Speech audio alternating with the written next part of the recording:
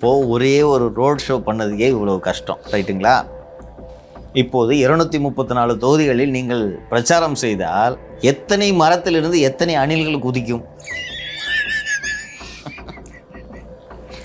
விஜய் பிரச்சாரம் செய்ய செல்லும் அந்த சாலை எங்கிலும் மரங்களே இருக்கக்கூடாது. கரெக்டாப்பா? இல்லைப்பா, எனக்கு என்ன கஷ்டமாக இருக்குன்னு அந்த பைக்கில் போகிறத பார்த்துட்டு இந்த பாருங்கள், இந்த விபத்துலாம் எலும்பு முறிவுலாம் ஏற்பட்டுச்சுன்னா உடஞ்ச கை தான்ப்பா. அது இயல்பான அந்த இது போலெல்லாம் இருக்காது. நீங்கள் பழையபடி வெயிட்டு தூக்க முடியாது, இந்த சிக்கலாக இருக்குது. சின்ன பசங்க இப்படி போகிறாங்க பைக்கில், நின்றுக்கிட்டு போகிறான் ஒருத்தன் பைக்கில். எத்தனை விபத்தை எடுத்து படம் எடுத்து போட்டாங்க பார்த்தீங்களா? கேட்டு திறந்து விட்ட உடனே இந்த பூத்து முகவர்கள் ஓடினாங்க பார்த்தீங்களாப்பா. இப்படி ஒரு ஆர்வத்தை நீங்கள் வேற எந்த தலைவர்களுக்காவது பார்த்துருக்கீங்களா?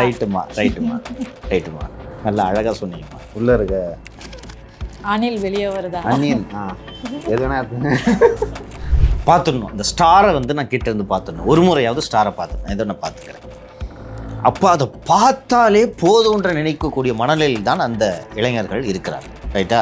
இந்த இளைஞர்களால் எப்படி சிறந்த பூத் ஏஜென்ட்டுகளாக செயல்பட முடியும் என்பது தான் என்னுடைய சந்தேகம்.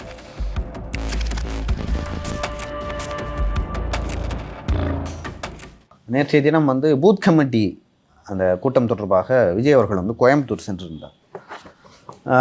மிகப்பெரிய அளவில் கூட்டம் கூடியது. கிட்டத்தட்ட ஒரு 10 ஆண்டுகளுக்கு பிறகு திரு விஜய் அவர்கள் அங்கே போயிருக்காரு. கூட்டத்தை எப்படி பார்க்குறீங்க? அங்கே பேசிய பேச்சை எப்படி பார்க்குறீங்க? அதே போல் அங்கே ரசிகர்கள் சில விஷயங்கள்லாம் பண்ணாங்க. என்ன விஷயம்? மிகப்பெரிய ஆரவாரத்தோட அவரை வரவேற்றாங்க. எந்த திசையில இருந்து வரவேற்கிறாங்கன்னே தெரியல. அந்த அளவுக்கு கீழே ஏறான், ஒருத்தன் மேல இருந்து மரத்துல இருந்து அவர் வனத்துறை அமைச்சர் அணில்லாம் அப்படிதான் குறைக்கும். முடிஞ்சு இன்னைக்கு சோலி முடிஞ்சு லியோட சோலி எடிட்ல பார்த்தா இல்ல, ஆக்சுவலா அப்படிதான் சொல்லி கலாய்ச்சிட்டு இருக்காங்க, ட்ரோல் பண்ணிட்டு இருக்காங்க. அப்படிதான் பண்ணிட்டு இருக்காங்க சார். இப்ப நான் ஒன்னு கேக்குறேன் சார், பேசுவோம், தொடர்ந்து பேசுவோம். இப்போ எனக்கு ஒருத்தர் மேலே ஒரு மிகப்பெரிய அன்பு மரியாதை இருக்குது, ஒரு தலைவர் மேலே, திரு விஜய் மேலே இருக்குன்னு வைங்களேன். அவரை தூரமாக இருந்து இந்த மாதிரி அசௌகரியெல்லாம் பண்ணாமல் அவர் வழியில் விடுறது தானே சார் நல்லது. ஆஸ் அ ஃபேனாக இப்படி மேலேருந்து குதிக்கிறது, கீழேருந்து ஏறி போகிறது, இதெல்லாம் அவரை கஷ்டப்படுத்தாதாங்க சார்? சரி, கஷ்டப்படுத்தும். இப்போது ஒரே ஒரு ரோட் ஷோ பண்ணதுக்கே இவ்வளோ கஷ்டம், ரைட்டுங்களா? இப்போது 234 தொகுதிகளில் நீங்கள் பிரச்சாரம் செய்தால் எத்தனை மரத்திலிருந்து எத்தனை அணில்கள் குதிக்கும்?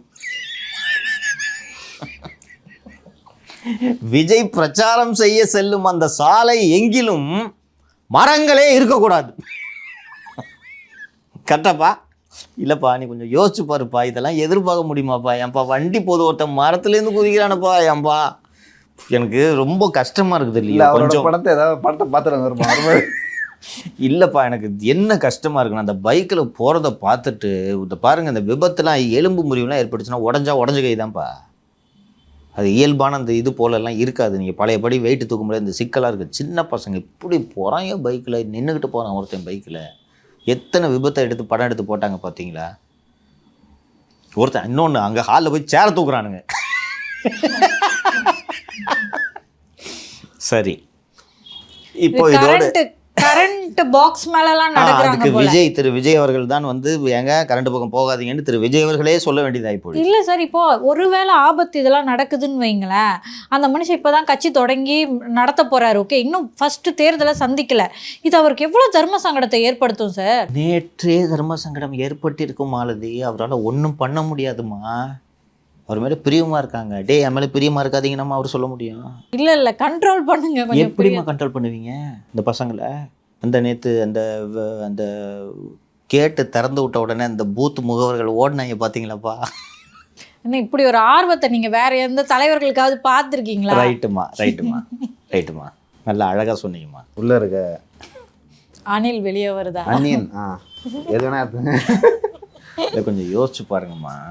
இப்போது இந்த பைக் மேலே ஏறுறது, அந்த கதவு திறந்த உடனே ஓடுறது, இது எல்லாமே பார்த்தீங்கன்னா விஜய் அவர்களை பார்த்துடணுன்ற அந்த ஆர்வம் நான் புரிஞ்சுக்கிறேன். ஓகேவா? நான் உங்களை குறையாக சொல்லலை. பார்த்துடணும். அந்த ஸ்டாரை நான் கிட்ட இருந்து பார்த்துடணும். ஒரு முறையாவது ஸ்டாரை பார்த்துடணும். இதை நான் பார்த்துக்கிறேன். அப்போ அதை பார்த்தாலே போதுன்ற நினைக்கக்கூடிய மனநிலையில் தான் அந்த இளைஞர்கள் இருக்கிறார்கள், ரைட்டா? இந்த இளைஞர்களால் எப்படி சிறந்த பூத் ஏஜென்ட்டுகளாக செயல்பட முடியும் என்பது தான் என்னுடைய சந்தேகம். நேற்றே நம்ம பூத் ஏஜென்ட்ஸோட ரோல் என்னன்றதை பார்த்தோம். ஒரு பூத் ஏஜென்ட்டு திரு விஜய் அவர்கள் தாவேகவின் பெரம்பூர் தொகுதி தாவேகாவின் பூத் ஏஜென்ட். ஒரு தொகுதிக்கு ஒரு பூத்து ஏஜென்ட் தான் போட்டிருக்காங்களா? ஒரு பூத்துக்கு ஒரு ஏஜென்ட். ஒரு பூத்துக்கு ஒரு ஏஜென்ட். ஒரு பூத்தில் எத்தனை ஓட்டு பாருக்கும்? 200லேருந்து 300 ஓட்டு. குடும்பம் தான் 200லேருந்து 300 இருக்கும். ஓட்டு 1300 ஓட்டு இருக்கும். 1000 ஓட்டு, ஆவரேஜ் 1000. சரி, ஒரு வார்டுக்கு நினச்சிட்டோம் இருக்கும் ஒரு 1000.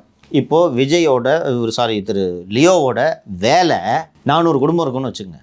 இந்த 400 குடும்பத்தையும் லியோ போய் சந்திக்கணும். கரெக்டா?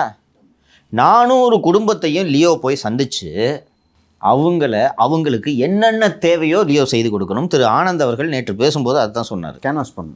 கேன்வாஸ் பண்ணுன்றது மட்டும் இல்லை. ஆனந்த் அவர்கள் சொல்லும்போது நீங்கள் போய் ஒவ்வொருத்தரையாக சந்திச்சிங்கன்னா 300லேருந்து 400 குடும்பம் இருக்கும். அவங்க போய் சந்திச்சிங்கன்னா கரண்ட் இல்லைன்னு சொல்லுவான், ரோடு சரியில்லைன்னு சொல்லுவான், சாக்கடை பிரச்சனைன்னு சொல்லுவான். அதெல்லாம் சரி பண்ணி கொடுக்கறதுக்கு நீங்கள் என்னென்ன வேணுமோ அதை செஞ்சு அவங்க அபிமானத்தை பெற்று அவர்களை தளபதிக்கு வாக்களிக்க வைக்கும் அளவுக்கு நீங்கள் கன்வின்ஸ் பண்ணணும்னு திரு ஆனந்த் அவர்கள் சொன்னார். அதுதான் ஒரு பூத் ஏஜென்ட்டோட வேலை. கரெக்டுங்களா? இந்த மரத்துலேருந்து குதிக்கிறவனால இதை செய்ய முடியுமான்னு எனக்கு சொல்லுது புரியுதா? அதாவது போய் ஒரு கலெக்டர்கிட்ட மனு போடணும். எக்ஸாக்ட்லி. போன உடனே சொல்லுவாங்க, ஏன்ப்பா இந்த திமுக 1000 ரூபா கொடுக்குறேன், நான் கொடுக்கவே இல்லைப்பா. என்ன பண்ணணும்? தாசில்தார் ஆஃபீஸ் போகணும், மனு எடுத்து ஸ்கீமை போய் சொல்லி கொடுக்கணும். அங்கே எப்படி பதில் சொல்லுவாங்க பாரு தாலுகா ஆஃபீஸில். சொன்ன உடனே ஏன் இல்லை அப்படின்றத கேட்டு அவர் இன்னும் ஆனந்த் இன்னொன்று என்னென்னலாம் சொன்னார்னா, போராட்டம் நடத்துங்கன்றாரு இந்த மக்களின் தேவைகளுக்காக.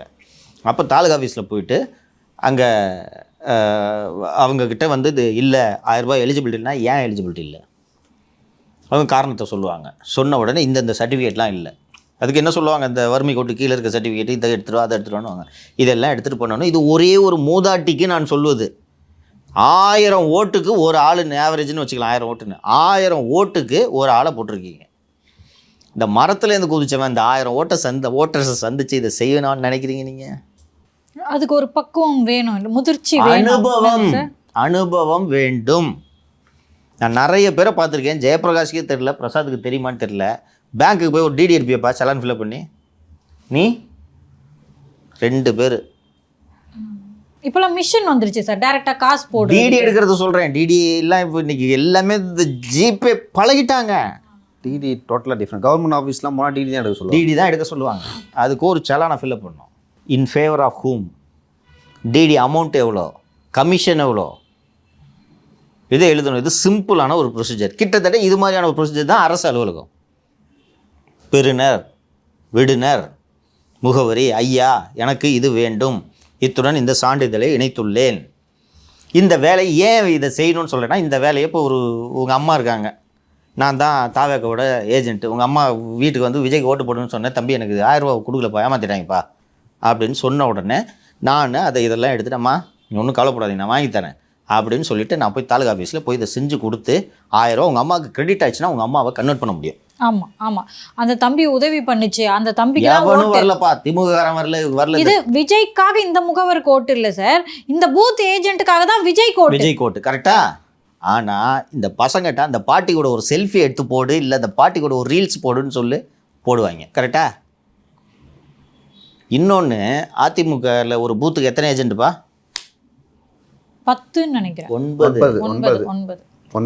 9 ஏஜென்ட்டு. 32 வருஷம் தமிழ்நாட்டை ஆண்ட கட்சி. நான் நேற்று ஒரு தலைவரை பார்த்தேன்னு சொன்னேன்ல, நேற்றுக்கு முந்தின ஒரு தலைவரை பார்த்தேன்னு சொன்னேன்ல, அவர் சொன்னது 9 பேர் கிடச்சிருவாங்க சங்கர், அது விஷயம் இல்லை, வேலை செய்கிற 9 பேர் வேணுன்றாரு.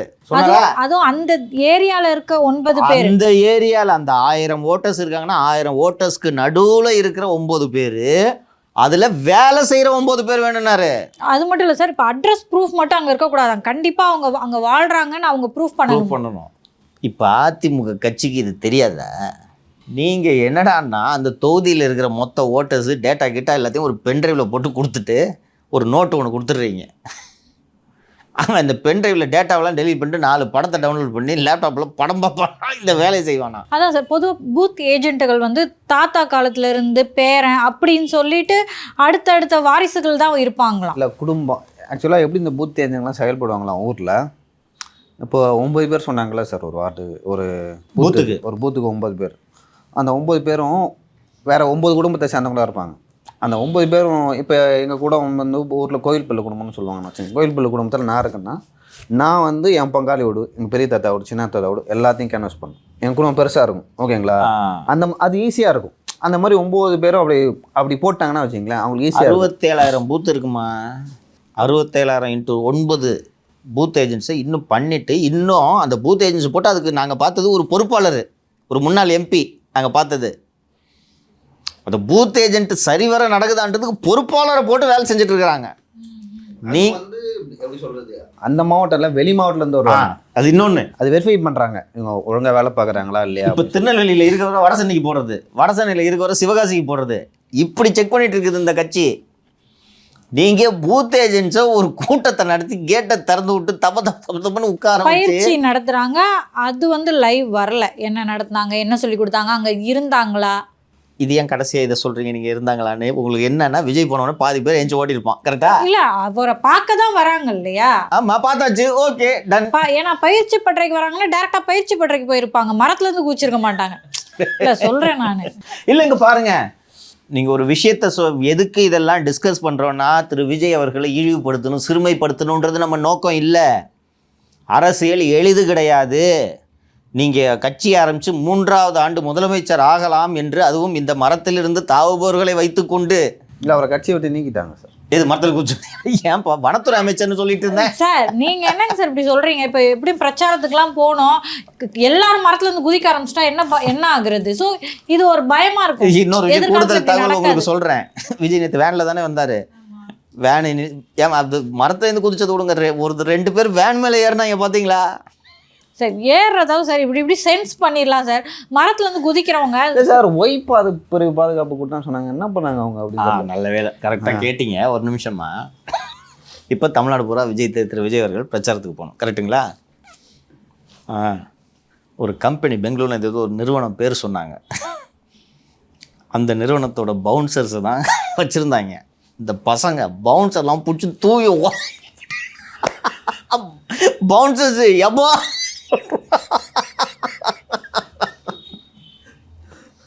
பண்ணியிருக்காங்க நேற்று. அண்ட் இவங்களுக்கே இந்த கதினா ஒய் கேட்டகரிக்கு வர போலீஸுக்கு என்ன கதியாக இருக்கும்? அவனுக்கு கூட்டத்தில் ட்ரிகரில் கையை வச்சுட்டு இருக்கேன், கண்ணுக்குன்னு ஃபயர் ஆயிடுச்சுன்னா டேய் விடுங்கடா, கூட்டத்தில் துப்பாக்கி பிடிக்கிட்டு போயிடுவானுங்க. இப்படிப்பட்ட சூழ்நிலையில் திரு விஜய் அவர்கள் தமிழகம் முழுக்க சுற்றுப்பயணம் செய்ய வேண்டும், ரைட்டா? இப்போ பிஜேபி என்ன பண்ணலாம்? கூட்டணிக்கு வர்றீங்களா? இல்லை, நான் தனியாக நிற்க போகிறேன். நோ ஒய் நடக்குமா நடக்காதா? நடக்கும். பிஜேபி செய்யுமா செய்யாதா? என் கூட கூட்டணி வரல, உனக்குதுக்கு செய்வாங்கள மாட்டாங்களாப்பா? அப்போ எவ்வளோ ரிஸ்க்கு? நல்லபடியாக முடிஞ்சிச்சு, சந்தோஷம்.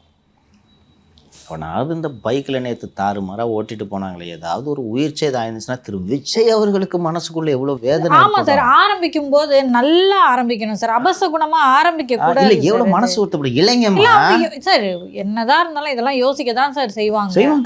கண்டிப்பாக யோசிப்பாங்க சார். இது மாதிரியான தர்ம சங்கடத்தெல்லாம் தன்னுடைய தலைவருக்கு உண்மையான அன்பு கொண்ட ரசிகர்களோ தொண்டர்களோ செய்யக்கூடாது. அது அவங்களுக்கு புரியணும் பண்றாங்க தொண்டர்கள். இல்லை, ஷீஸ் ரைட் ஆல்சோ. இல்லை ரைட் தான் சார், அது தெரிஞ்சது. எந்த இடத்த எல்லை மீறுது, அது ஏன் இப்படி பண்ணுறாங்கன்னே தெரில சார். ஒன்று சொல்கிறேன் சார், இன்னைக்கு இந்த நிமிஷம் நம்ம உட்காந்து அவர் ரசிகர்னு பேசிகிட்டு இருக்கோம்.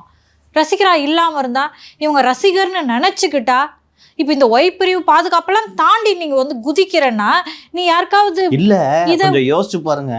அவன் எப்படியும் வண்டி இந்த பக்கம் தான் வரும்னு அந்த மரத்தை கண்டுபிடிச்சி ஏறி கரெக்டாக குதிக்கலான்ட்டு உட்காந்துருக்குறான்னா விஜய் மேலேயே ஒரு ஆள் நடக்கலாம் இல்லையா? நடக்கலாமா? ஏமா வண்டி மூவ் ஆயிட்டு இருக்கு வந்துமா, நீங்க கரெக்டா நிக்கிற இடத்துல குதிக்கிறதா கரெக்டா குதிக்கலாம். வண்டி மூவ் ஆயிட்டு இருக்கு, விஜய் மேல குதிக்கிறது பாசிபிலிட்டி இருக்கு. அப்போ அந்த பாதுகாப்பு கொடுக்கறவங்களுக்குலாம் அது சிக்கலாகும் சார். ஒண்ணுமே பண்ண முடியாதுமா. லத்தி சார்ஜா பண்ண முடியும், என்ன பண்ணுவீங்க? கெட்ட பேர் ஆகும். அவங்க எப்படா அதாவது அவர் எதிர்த்தரப்புல இருக்கவங்கலாம் எப்ப என்ன நடக்கும்னு காத்துட்டு இருக்காங்க. சினிமா எளிது மாலதி. கேரவனில் உட்காந்துருக்கலாம், அவுட்டோட ஷூட்டிங் போட்டால் போட்டு அந்த ஏரியாவை பேரிகேட் பண்ணிடுவாங்க. இங்கே நீங்கள் ரோட்டில் மக்கள் இடையே சென்று தான் ஆக வேண்டும். அப்படி ஒரு வேளை ஒரு கண்ணாடி பாதுகாப்பு போட்டு யாரும் வர முடியாது போனா இவங்க டயர் உள்ள போடுவாங்க. எங்கடா இருந்த கீழே தொங்கிட்டு வந்துட்டு இருந்தேங்க. நீங்கள் வண்டி எடுக்கிறதுக்கு முன்னாடியே நான் போய் அங்கே செட்டில் ஆகிட்டேன் அப்படின்னு. வண்டி எடுக்க எப்படியும் எலுமிச்சம்பழம் வச்சு நசுக்குவீங்க, எலுமிச்சம்பழத்தோட எலுமிச்சம்பழமாக படுத்துக்கிட்டுன்னு சொல்லுவாங்க. ஸோ இதெல்லாம் நடைமுறை சிக்கல்கள். அண்ட் நேற்று நீங்கள் 2 பேருமே நான் வந்து அதிமுக தாவேக கூட்டணி பேச்சுவார்த்தை நடைபெற்று கொண்டிருக்கிறது என்று சொல்லும்போது நம்பினீர்களா இல்லையா என்பது எனக்கு தெரியவில்லை.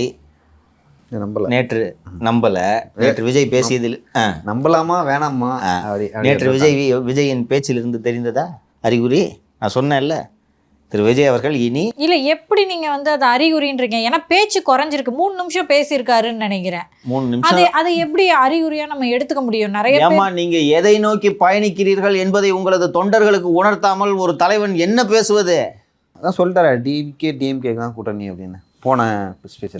நேற்று பேசுறத சொல்லுப்பா. நேற்று பேசல, அடுத்ததுல பேசுவார். நீங்கள் சொல்லியிருக்கணும்ல. டீகோட் பண்ணுங்க சார், எனக்கு புரியலை. இல்லைம்மா, இட்ஸ் குவைட் சிம்பிள். என்ன பேசினாருமா? அந்த பூத் ஏஜென்சிக்கு சொன்னதெல்லாம் பூத் ஏஜென்சியோட ரோல் முக்கியம் அப்படின்றத சொல்லிட்டாரு. நாங்கள் இதை செய்கிறோம் அதை செய்கிறோன்ட்டு ஏமாற்றிட்டு வந்திருக்காங்க. இனி அது போல் ஏமாற்ற நான் விட மாட்டேன். அப்படி நீங்கள் எல்லோரும் வேலை செய்யுங்கன்னு சொன்னார். ரைட்டா? அப்போது இவர் இது செய்கிறேன் அது செய்கிறேன்னு நல்லதே நடக்கும். நான் அது கடைசியாக மன்னிக்கணும், விட்டுட்டேன். அதை நான் நல்லதே நடக்கும் அப்படின்னு முடித்தார். ரைட்டா? இதை செய்கிறேன் அதை செய்கிறேன்னு சொல்லிவிட்டு ஏமாத்தினவங்க வந்திருக்காங்க. இனி அது நடக்காதுன்னு பிஜேபி சொல்கிறாருன்னு எடுத்துக்கலாமா? இனி அது நடக்காது அப்படின்னா ஒரு பிஜேபி சொல்கிறதா எடுத்துக்கலாமா? பிஜேபி தான் இங்கே ரூலிங் பார்ட்டியே இல்லையா? ஒன்றொன்று அப்படியே அதை எடுத்துக்கொண்டாலும் அதற்கான தேர்தல் 29 அல்லவா?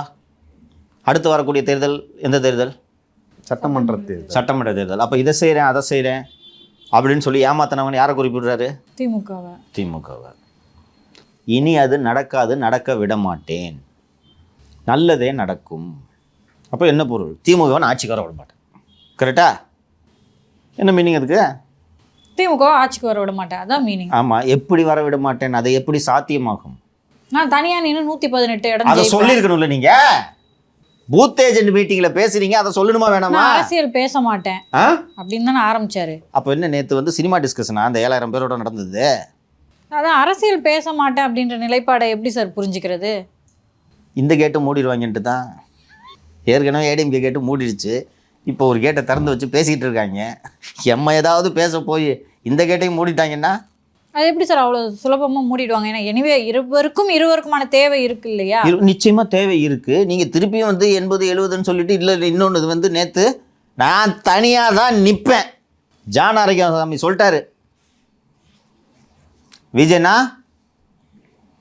130 அப்படின்னு சொல்லிட்டாரு. பீகார்லேருந்து ஒருத்தர் 118 நிச்சயம் என்று சொல்லியிருக்கிறார். அருண்ராஜ் ஐஏஎஸ் 140 என்று சொல்லியிருக்கிறார். புஷி எதுவும் சொல்ல மாட்டார். அண்ணன் எது சொன்னாலும் ரைட்டுன்றார். அதனால் நாம் தான் ஆட்சி அமைக்க போகிறோம் அப்படின்னு சொல்லணுமா வேணாமா?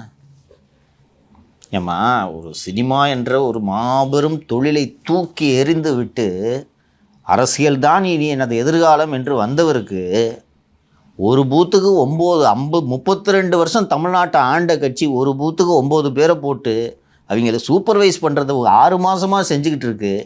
நம்ம முதல் முறையாக பூத்துனா என்னானே தெரியாத ஒரு 7000 பேரை கூப்பிட்டு வச்சுக்கிட்டு பயிற்சி பட்டறை நடத்துகிறோம். அதில் அவங்களுக்கு பென்ட்ரைவ் கொடுத்து பார்த்து கற்றுக்குங்க அப்படின்ட்டு ஒரு மேடையில் ஒரு ஃபார்மை போட்டு காட்டுறோம். இதை கற்றுக்கிட்டு இந்த தேர்தலில் இவங்களை வச்சு இந்த மரத்தில் தவறவங்களெல்லாம் வச்சுக்கிட்டு நம்ம 234 தொகுதியில் ஜெயிக்க முடியுமா? ஒரே ஒரு ஊருக்கு வந்ததுக்கே பல திசைகள்லேருந்து மேலே வந்து உழுறானுங்க. 234 தொகுதிக்கு நான் போய் அதுவும் இந்த ஒய் இல்லாமல் நான் போனால் என் கதி என்னன்றது திரு விஜய் அவர்கள் யோசிக்க மாட்டாரா? அதான் கரெக்டு. அந்த புரிதல் இல்லாமலா திரு விஜய் அவர்கள் சினிமாவை தூர எறிந்து விட்டு வந்து விட்டார்? விஜய் தவறுகள் செய்திருக்கிறார். அந்த தவறுகளிலிருந்து தொடர்ந்து கற்றுக்கொண்டு இருக்கிறார் என்று நான் திரு விஜய் அவர்களை பார்த்து தெரிந்து கொள்கிறேன். திரு விஜய் அவர்களோட சிக்கல் என்னென்னா, சுற்றி இருக்கிறவங்க நம்ம ஏற்கனவே சொன்னதான், சுற்றி இருக்கிறவங்க யாரும் திரு விஜய் அவர்களோடு கலந்தாலோசிக்கக்கூடிய, விஜய் அவர்கள் ஆலோசனை செய்யக்கூடிய ஆதவர்ஜன் ஆகட்டும், புஷி ஆனந்த் ஆகட்டும், ஜான் ஆரோக்கியசாமி ஆகட்டும், அருண்ராஜ் ஐஏஎஸ் ஆகட்டும், இதில் ஒருவர் கூட சார் கூட்டணி இல்லைன்னா நீங்கள் ஆட்சி அமைக்க முடியாதுன்றதை நேருக்கு நேராக விஜய்கிட்ட சொல்கிறதுக்கு ஒருத்தரும் தயாராக. விஜய்க்கும் அது தெரில அப்படின்னு நினைக்கிறீங்க? விஜய்க்கும் தெரியல. விஜய் அதை நம்பிட்டார், ஈஸின்னு நினச்சிட்டார். பிகே உருட்டினார்ல, எடப்பாடி வீக்காக இருக்கார், கட்சி அவர் கையில் இல்லைன்னார்ல, நம்பிட்டார். ஸோ இது ஈஸி தான் போல இருக்குது அப்படின்னு நினச்சிட்டார். எந்த இடத்துல வந்து விஜய் அவர்கள் வந்து அரசியல் சாதாரண இல்லை, தனியாக நின்னா வந்து வெற்றி பெற முடியாதுன்னு நினச்சாரு? எப்போ இந்த டாக் போச்சு அப்படின்னு நினைக்கிறோம்? திரு பழனிசாமி அவர்கள் அமித்ஷாவை சந்தித்த போது தான் இந்த முடிவுக்கு விஜய் வந்தார். அரசியல் எது வேணால் நடக்கலாம், எது வேணாலும் நடக்கலாம். ஏன்னா அதுக்கு முன்னாடி வரைக்கும் அவங்களும் ஸ்ட்ராங்காக சொல்லிட்டு இருந்தாங்க. வேற வழி இல்லை, பிஜேபி கூட 26 கூட்டணி கிடையாதுன்னு சொல்லிட்டார் எடப்பாடி. நம்மளை விட்டா வேற என்ன வழி? என்னங்க 26 கூட்டணி கிடையாதுன்றீங்க, கூட்டணி வச்சிட்டீங்க சொன்னேன், இப்போ வச்சிட்டேன், என்ன அப்போ? அது என்ன மாதிரியான சாதக பாதகங்களை தனக்கு ஏற்படுத்தலான்னு அவர் புரிஞ்சிட்டு இருந்திருப்பாரு திரு விஜய். தெரிஞ்சு போச்சு. அப்போ இப்போ நம்ம 80 சீட்டு 2.5 வருஷம் சிஎம் 120 சீட்டுன்னு நம்ம பேசிக்கிட்டு இருந்தோம். பலமாயிட்டாங்க. யாருக்கிட்ட போய் பேசுவீங்க இன்னைக்கு? இல்லை அது ஓகே சார். இப்போ பிஜேபியுடன் இருவரும் 2 பேரும் சரி ஓகே சாரி அதிமுகவும் பிஜேபியும் கைகோர்ப்பதன் மூலமா பலமாயிடுச்சு அதிமுக அப்படின்னு நம்ம நேற்றைக்கு முன்தினம் நிகழ்ச்சியில விரிவா சொன்னேன், எடப்பாடி பொசிஷன் ஆஃப் ஸ்ட்ரென்த்துக்கு போயிட்டாருன்னு சொன்னேன்ல. அது நீங்க சொல்றது சார், விஜயோட புரிதலை நான் கேட்கிறேன். விஜய்க்கு இது புரியாதா எடப்பாடி பலமாயிட்டாருன்னு? இன்னொன்னு, பிரசாந்த் கிஷோர் சொன்னது போல எடப்பாடி பழனிசாமி பலவீனமாக இல்லை என்பதை புரிந்து கொண்டிருப்பாரா இல்லையா? என்ன பலவீனம்? இன்னைக்கு பிஜேபியோட கூட்டணி வைத்த பிறகு திரு பழனிசாமிக்கு என்ன பலவீனம்? கட்சியில் பிரச்சனையே இல்லை. என்ன பலவீனம்? ஒன்றுபட்ட அதிமுக 3% வெற்றியை தவற விட்ட கூட்டணி தானே பாது. அதுவும் அவ்வளோ பெரிய ஆன்டி இன்கம் பாலிசி, மோடி எதிர்ப்பு அதெல்லாம் தாண்டி 3% தான். அதான் சார், நீங்கள் ஆல்ரெடி ஒரு தடவை சொல்லியிருந்தீங்க, அதிமுகவில் ஒரு பிரிவு போய் பிஜேபியோட கூட்டணி வைப்பாங்க, இன்னொரு பிரிவு கூட நம்ம கூட்டணி வச்சுக்கலாம். ஸோ இந்த திட்டமும் இருந்தது, உடைக்கலான்னு இருந்தது அப்படின்ற நான் ஒரு நாள் சொன்னேன் தெரியுமா? நீங்க சொன்னது நம்ம நிகழ்ச்சியில தான் சொன்னேன், கரெக்ட்டுங்களா? இருந்திருக்காரு, நடக்குமா இனிமேலது? அப்போதான் இதுதான் அரசியல்ன்றதை விஜய் புரிஞ்சுக்கிட்டாரு. எஸ்டர்டே நான் பார்த்தேன், Vijay was dull, he was not happy. உங்களுக்கு இந்த கூட்டம் உற்சாகத்தை தந்திருக்கணும், அந்த ஆரவாரம் விஜயை ஆர்ப்பரிக்க வைத்திருக்க வேண்டும். he was not happy. So முதலாக ஒரு முதலைகள் நிறைந்த குளத்தில் கால் வைக்கவில்லை, நடுவில் வந்து நின்று கொண்டிருக்கிறோம் என்பதை விஜய் அவர்கள் புரிந்து கொண்டிருப்பார். கேட்டிங்கல்ல நீங்கள், எடப்பாடி அமித்ஷாவை சந்திச்சாருன்ற நான் தகவலையே சொல்கிறேன். அன்று இரவே விஜய் வருத்தப்பட்டிருக்கிறார், அவசரப்பட்டு டோரை க்ளோஸ் பண்ணிட்டோம். கேம் ஆடிக்கிட்டு இருக்கீங்கன்னா you should not over play your hand. என்கிட்ட இருக்கிற சீட்டு தான் பெஸ்ட்டு, உங்ககிட்ட அந்த சீட்டே இல்லைன்ட்டு நீங்கள் எப்படி முடிவு பண்ணுவீங்க? டாக்ஸ்னா லைக் அது அந்த டாக்ஸ்னா நீங்கள் வந்து லைக் ப்ராசஸ் பண்ணிட்டே இருந்துருக்கணும். லைக் அது உங்கள் கூட இருக்கிறவங்க யாருக்குப்பா கூட்டணி பேச்சுவார்த்தை நடத்திய அனுபவம் இருக்குது? இப்போ நடுவில் வேற யாரையோ அருண் ஐஏஎஸ்ன்னு சொன்னார். அருண்ராஜ் ஐஆர்எஸ் யார் சார் அவர்? புதுசாக கேள்விப்படுறேன். புது வரும் இல்லை. இப்போ தமிழ்நாட்டில் வந்து எல்லா கட்சிகளுக்கும் வந்து அவங்களுக்கு க்ளோஸாக இருக்கிற ஐஏஎஸ் ஐபிஎஸ் ஐஆர்எஸ் ஆஃபீஸர்ஸ் இருப்பாங்க. அந்த மாதிரி இந்த அருண்ராஜ் ஐஆர்எஸ் அவர்கள் வருமான வரித்துறையில் தமிழகத்தில் சில ஆண்டுகளுக்கு முன்பு பணியாற்றி கொண்டிருந்தார். 2016 அதிமுகவில் எனக்கு சீட்டு வேண்டும் என்று செல்வி ஜெயலலிதாவை அணுகி கேட்டபோது சீட்டு தர முடியாது என்று அவர் மறுத்துவிட்டார். அதன் பிறகு வந்து திரு அருண்ராஜ் அவர்கள் பீகாருக்கோ எங்கோ மாற்றப்பட்டு விட்டார். அப்போதிலிருந்து சில பல ஆண்டுகளாகவே திரு அருண்ராஜ் அவர்கள் தொடர்ந்து திரு விஜய் அவர்களோடு தொடர்பில் இருக்கிறார். திரு விஜய் அவர்கள் பல விஷயங்களை அருண்ராஜ் அவர்களோடு ஆலோசிப்பது வழக்கம். இப்போதும் ஆலோசனை செய்து கொண்டிருக்கிறார். விருப்ப ஓய்வு கொடுத்து விட்டு திரு விஜய் அவர்களின் கட்சியில் வந்து முழுமையாக இணைவது என்ற அடிப்படையில் விருப்ப ஓய்வும் கொடுத்து விட்டார். மத்திய அரசு பிஜேபியோடு கூட்டணிக்கு அழைத்து வந்தால் உனக்கு விருப்ப ஓய்வு, இல்லை என்றால் விருப்ப ஓய்வு கிடையாது என்று நிறுத்தி வைத்திருக்கிறார்கள். எப்படிப்பா ஓடுவாங்க? புரியுதுங்களா? நேற்று ஐ சென்ஸ்டு விஜய்,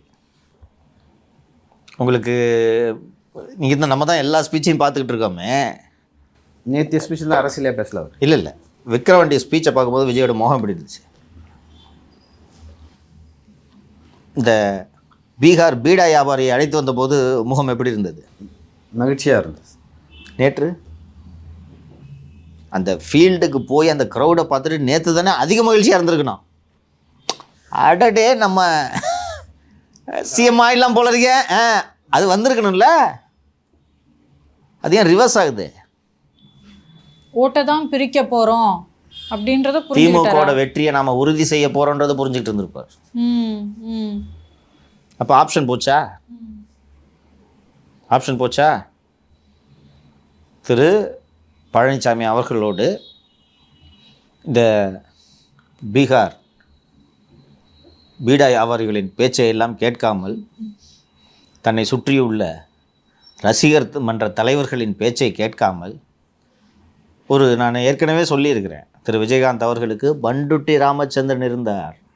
பண்டுட்டி ராமச்சந்திரனுக்கு எம்ஜிஆர் பீரியட்லேருந்து இருக்கவர் ஜெயலலிதாவை எப்படி அணுகணும்னு பண்டுட்டி ராமச்சந்திரனுக்கு தெரியும். கரெக்டாப்பா? கூட்டணி பேச்சுவார்த்தை எப்படி நடத்தணும்னு பண்டுட்டி ராமச்சந்திரனுக்கு தெரியும். விஜயகாந்த்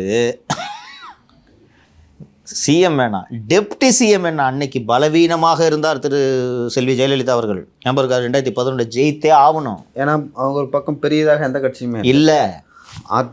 எப்படி சொல்லு, திமுக கூட்டணியில் விசிகே இருந்தாங்க, பாமக இருந்தாங்க, காங்கிரஸ் இருந்தாங்க. எனக்கு தெரிஞ்சு ஏதோ ஒரு கம்யூனிஸ்ட் மட்டும் தான் அவங்க செல்வி ஜெயலலிதா ஒரு கம்யூனிஸ்ட் அங்கிட்டு ஒரு கம்யூனிஸ்ட் இங்கிட்டு இங்கே இருந்தாங்க. சிபிஎம் இந்த பக்கம் நினைக்கிறேன் ஐ அங்கே இருந்துச்சு.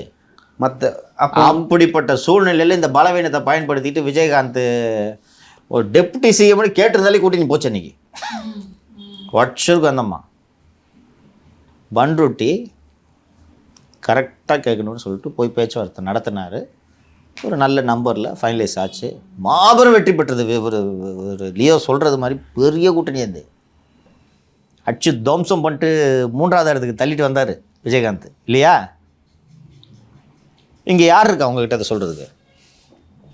அவர் சொல்கிறாரு அரசியல் சாணக்கியர் ஆதவ அர்ஜுனாங்க சார். பீகார் சாணக்கியர், தமிழ்நாட்டு சாணக்கியர். சரி, இல்லை ஏன் எல்லாமே அந்த மேடையில் நேற்று உட்காரும்பொழுது வெள்ளை நிற சட்டையை அணிந்து கொண்டிருந்தார்கள்? அதில் எதுவும் பெரிய சிம்பாலிசம் இருக்கிறது தெரியல. ஆதவர்ஜன் அவர்கள் கருப்பு நிற உடை அணிந்து கொண்டிருந்தார். என்ன காரணம்? 40-45 சீட்டுக்கா கட்சி ஆரம்பிச்சிருக்கிறோன்னு சொல்லியிருந்தோம். நம்ம நினச்சது நிறைவேறலன்னு சோகத்தில் கருப்பு போட்டுருக்காரு. இப்போ அதாவது கொடுப்பாங்களா சார் 40-45? It depends. உங்களுக்கு நம்ம ஏமா நம்பர் தான் இப்போ நான் சொன்னேனேம்மா, அதிமுகவுக்கு 160ம்மா, தூக்கி ஓரமாக வச்சுருங்கம்மா. அது குறையாதும்மா, ஒத்துக்க மாட்டாருமா. அது கம்மியாலாம் இந்த ஒத்துக்க மாட்டார். நீங்கள் அது கம்மியாக 2006 கருணாநிதி மாதிரி 96 எம்எல்ஏ வாங்கியிருந்தாங்கன்னா ஆளுக்கு எனக்கு ஒரு 5 துணை முதல்வர் கொடுக்கணும் நீங்கள். கரெக்டாப்பா? ஃபர்ஸ்ட் ஆதவ அர்ஜுனா ஒரு நம்பர் சொன்னார் இல்லையா, 40-45க்கா நாங்கள் வந்திருக்கோம். ஸோ அதுதான் இவங்க கிட்ட இருந்து கொடுத்துருந்த அதிமுக சொன்ன நம்பர்ஸாக இருக்கும் போல இருக்குது. ஸோ மீண்டும் அங்கேருந்து தான் அதே பேச்சுவார்த்தை தான் நடந்து. இப்போ குறைச்சி ஆரம்பிப்பாங்க. ஆஹா, நல்லா இருக்கே. அன்னைக்கு பிஜேபி கூட்டணி இல்லை, உங்களை நம்பி அவங்க இருந்தாங்க. 40-45 ஆரம்பிச்சிருப்பாங்க. இன்றைக்கி அவங்க வலுவான கூட்டணியில் இருக்காங்களே. இன்றைக்கி சிம்பிளாக சொல்கிறேன்ப்பா, இன்றைக்கி ஒரு 60 சீட் அந்த கூட்டணி வாங்குமாப்பா. எந்த கூட்டணி சார்? பிஜேபி அதிமுக கூட்டணி பாமக வந்துடுது. எங்கள் 60 அதிமுக கூட்டணி வந்துட்டாங்க. 60 சீட் வாங்குமா? கூட்டணி அதோட கம்மியாக தான் வாங்கும். எதில் சொல்கிறீங்க? வின் பண்ணுறது சொல்கிறீங்களா? ஆமாம். இல்லை மேலே வாங்குவாங்க. நான் ரஃபாக கேட்குறேன். மேலே வாங்குவோம். 60ன்னு வச்சுக்குவோம். உங்களால் 60 வாங்க முடியுமா விஜயால? அப்புறம் they are in a position of strength, you are in a position of weakness. அன்னைக்கு நீங்கள் பேசும்போது டேர்ம்ஸ் வேறு. அன்னைக்கு நீங்கள் உங்களோட பலத்தை மிகை மதிப்பீடு செய்து விட்டீர்கள். தன்வலி, வினைவலி, மாற்றான் வலி, துணை வலியை சேர்த்து நீ ஆராயணுன்றார் வள்ளுவர். சன்ஜூவோட ஆர்ட் ஆஃப் வார் படிச்சிருக்கீங்களா? இல்லை சார். எப்போது போருக்கு செல்ல வேண்டும்ன்றதுக்கு அதுதான் பைபிள். போரில் அதை சமகாலத்துக்கு அரசியலுக்கு அதை ஒப்பிடலாம். You should assess your strength first. உங்களோட ஸ்ட்ரென்த்தை நீங்கள் எக்ஸசிவாக மதிப்பிட்டு போய் எதிராளிக்கிட்டு இப்படி பேச்சுவார்த்தை நடத்திங்கன்னா அதான் டோரை க்ளோஸ் பண்ணார். இன்றைக்கி Edappadi in position of strength. அவர் சொல்கிறது தான் நம்பர்ஸு இல்லையா? வேணாம் போன்னுவார். தோத்தாலும் 60 மினிமம், கொங்கு நார்த்து இப்போ இல்லை இல்லை மேலே வாங்குவாங்க 60. நான் ரஃபாக மினிமமாக சொல்கிறேன், மினிமம் மினிமமாக சொல்கிறேன். சவுத்து கொங்கே வந்துடுவாங்க. நார்த்து பிஎம்கே சேர்த்தா நார்த்து வந்துடுது. நார்த்து வந்துடும். ம், இன்னொன்று ரொம்ப முரண்டு பிடிச்சிக்கிட்டா பிஎம்கே சேர்த்துட்டா அந்த இடமும் இல்லை. கரெக்டா? என்னப்பா? நாம் தமிழர் வேட்பாளர் போட்டாங்க, அவங்க கூட சேர முடியாது. ஒரு பயிற்சி பெற்ற அதை விடுங்க. பிஎம்கே போயிடுச்சுன்னா உள்ள அந்த இடமும் இல்லை. டேடி சன்னு உட்காந்து பேசுகிறாங்க. டேடி சாரி டேடி, அவசரப்பட்டு மாப்பிள்ளை கூட பேச்சுவார்த்தை நடத்தி நான் தப்பு பண்ணிட்டேன் டேடி, இந்த விஜய் வேற போகிற மாதிரி இருக்கு டேடி அப்படின்னோடனே ஐயா வந்து ஐயாவுக்கு என்ன பண்ணணும்னு தெரியும். சண்முக அண்ணனுக்கு ஃபோனை போட்டு அப்படி பேசுனீங்க அப்படி 2 கோவம் பேசுவார் சி சண்முகம். அவர் முடிச்சுட்டு சரி பேசுகிறேன் அண்ணங்கிட்ட அப்படின்னு பேசி அவங்க ஃபைனலைஸ் பண்ணி அனௌன்ஸ் பண்ணிட்டாங்கன்னா அதுவும் போச்சு. நேற்று கேட்டிங்கல்ல ஏன் இப்படி பேசுனாருன்னு, இதுதான் காரணம். ஒரு கன்ஃபியூஷன் ஸ்டேட்டில் இருக்காராங்க சார் அவர். கன்ஃபியூஷன் ஸ்டேட்டில் தான் இருக்கார். கன்ஃபியூஷனுக்கு காரணம் சுற்றி உள்ள துதிப்பாடிகள். இவர் ஜான் ஆரோக்கியசாமி சொல்கிறத கேட்டோன்னா ஜான் ஆரோக்கியசாமி அன்புமணி மாதிரி அந்த கேம்பெயின் முடிச்சுட்டு அடுத்த தேர்தலுக்கு வேறு போயிட்டே இருப்பார். என்னப்பா முதல் நாள் முதல் கையெழுத்துனாரு, அது ராஜினாமா கையெழுத்து போட்டுட்டு போன்றுவார். உங்கள் நிலமை கூப்பிட்டு அந்த ஆளை மதித்து பிரசாந்த் கிஷோரை சொல்கிறான் போய் நீங்கள் சிஎம்சி 2 வருஷம் சிஎம் சீட்டு கொடுன்னு சொல்லிட்டுன்னு கேட்டிங்களே, நீங்கள் அந்த ஆள் பாட்டுக்கு போயிட்டாருமா. யார் சிக்கலை சந்திக்கிறது? அப்போது நீங்கள் இதுதான் அந்த கேட்டார்ல லியோ கேட்டார்ல, இப்போ தான் அரசியலை பற்றி புரிஞ்சிட்ருப்பார். இப்போ போய் எடப்பாடிக்கிட்ட சார் நானா சொல்ல சார், பிகேன்னு ஒருத்தன் வந்தான் சார், அவன் சொல்லி தான் சார் பண்ணேன்னு சொல்லிட்டு இதை நீங்கள் சொல்ல முடியுமா? இப்போ முடிவு நீங்கள் எடுக்கணும். சொன்னாலுமே கூட சார் யாருக்கு வந்து இப்போ அது பாதகமாக மாறி இருக்கு. எக்ஸாக்ட்லி அதான் சார் இப்போ வந்து விஜய் அவர்களுக்கும் பப்ளிக் எக்ஸாமு, பிகேக்கும் பப்ளிக் எக்ஸாம் அப்படி புரிஞ்சுக்கலாம். அப்படி இருக்கும்போது நீ என்கிட்ட வந்து ஹெல்ப் பண்ணுன்றதோ நான் உங்ககிட்ட வந்து ஹெல்ப் பண்ணுறன்றதோ அதுதான் அவங்களுடைய கான்செப்டாக இருந்துச்சு பிகே சொன்ன விதத்தில். ஸோ அதுவே எவ்வளோ மொக்க ஐடியா அது. அதாவது அங்கே என்ன நடக்குதுன்னு sir look Malathi, you should not commit. First விஜயோட ஃபண்டமெண்டல் மிஸ்டேக்கு பிகேயை மேடை ஏற்றுனது. நீங்கள் இன்றைக்கி வந்து இந்த அனலிஸ்ட்டுன்னு சொல்லிட்டு லேப்டாப் வச்சுக்கிட்டு சுற்றிட்டு இருப்பாங்க. நீங்கள் அவங்ககிட்ட கூப்பிட்டு பேசுங்களேன், சார் இவ்வளோ பட்ஜெட்டை எடுத்து வைங்க, இவ்வளோ தூரம் நீங்கள் ஜெயிக்கலான்னு சொல்லிட்டு 2 கிராஃப் இதில் பவர் பாயிண்ட் பர்சன்டேஜ் 2 போட்டு காமிச்சு பேப்பர்லேயே ஜெயிக்க வச்சுட்டு போயிட்டே இருப்பாங்க. That is not election. புரிந்து கொள்வார் திரு விஜய் அவர்கள், நல்ல முடிவை எடுப்பார். நான் ஏற்கனவே சொன்னது போல் பேச்சுவார்த்தைகள் நடந்து கொண்டு தான் இருக்கின்றன. இப்போயாவது நம்பிக்கை வருதாப்பா இல்லையா? நம்புகிறோம் சார், அதான் நான் இருக்கு.